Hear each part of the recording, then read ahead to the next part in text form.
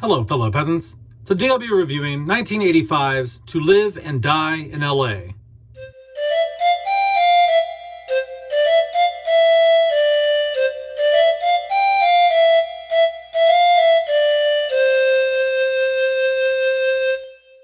Alright guys, so I watched To Live and Die in L.A.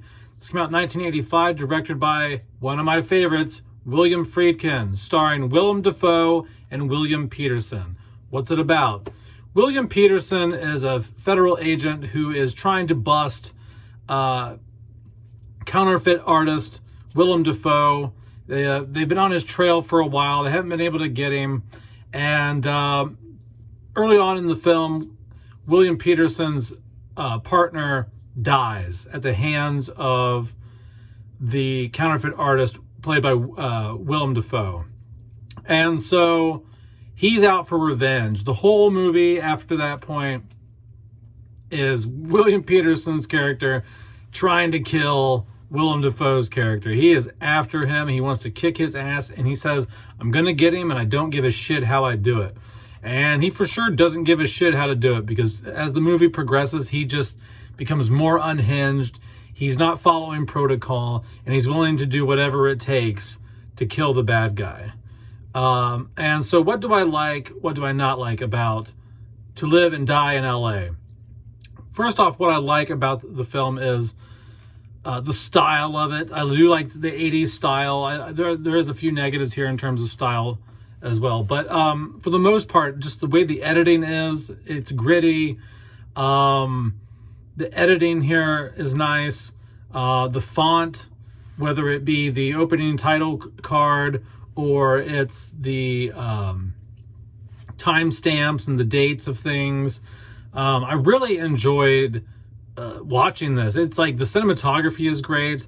I checked to see who the cinematographer was on this. I was seeing if it was Roisman, but it's not. It's some other guy. But it feels very Roisman in its style. It has that gritty French Connection style to it that Roisman was known for, and a very documentary style.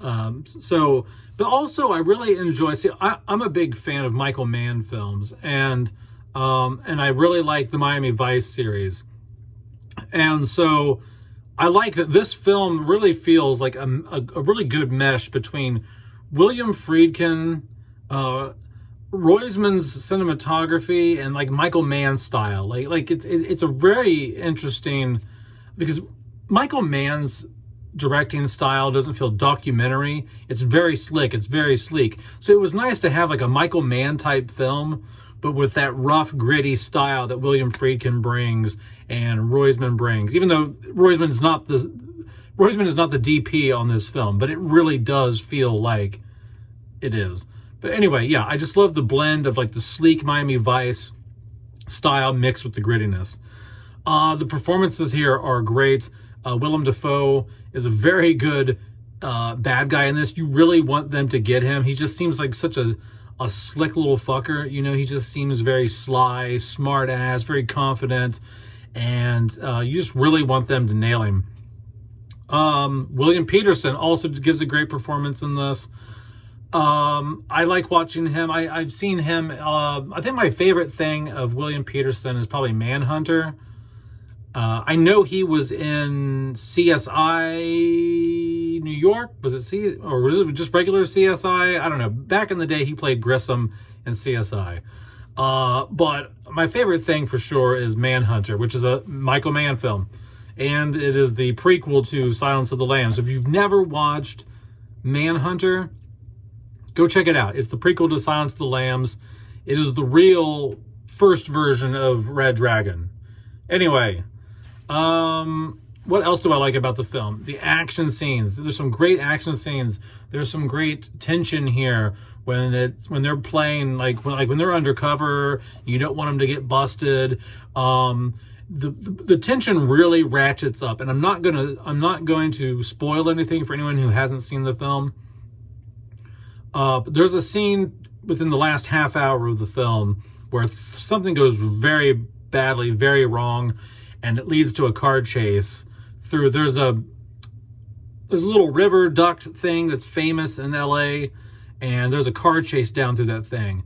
And Friedkin is known for being very good at action scenes, especially due to the French Connection. And yeah, the car chase scene in this is very, very good, very nail-biting, very like, oh my God, they're on our ass. Like, it's good. It's good. It's real good. Yeah, I like this movie a lot more than I thought that I would. I wasn't quite sure what to expect. I've heard about the film numerous times over the years, and I saw that it was free on Tubi, and so I decided to check it out, and I really, really liked it. I mean, it has its downfalls, but I did like it. So let's get into what I don't like about To Live and Die in LA. I do think the music, I think the score is a little overdone. I think, I understand this is the mid 80s, and at the time in 1985, Miami Vice was one of the biggest television shows. And so between the MTV era, everything needing to feel like a music video, and Miami Vice being hot at the time, I understand why there was a lot of music with lyrics being played. And what I mean by that is, like, you know, big songs, you know, and songs that just, it falls into this cliche. There's like a thing in the 80s where whatever's happening on screen, the song would be saying what's happening on screen. And it kind of gets cheesy, you know, and so some of the soundtrack here is very cheesy. And I think it takes away from the serious tone of the film. I think the film could be even grittier and harder if there weren't such poppier tracks being played throughout the film. Now, some of the synth, I love 80s synth. I love 80s music. But I prefer to just be instrumentals, really. I don't really want the vocals narrating what's happening in the scene. Like, they were so bad at doing that back then. But yeah, that's really about it. I'm just a little nitpicky about that, the style of music chosen in certain spots. But all in all, guys, I thought it was a really great crime thriller action movie. William Friedkin really knocked it out of the park, in my opinion, on this one. And yeah, but that's it, guys. Let me know in the comments below what you think about To Live and Die in LA. If I were to rate the film, I would give it an 8.5 out of 10. I thought it was really good. Yeah, that's it. Peace out, guys. Bye-bye.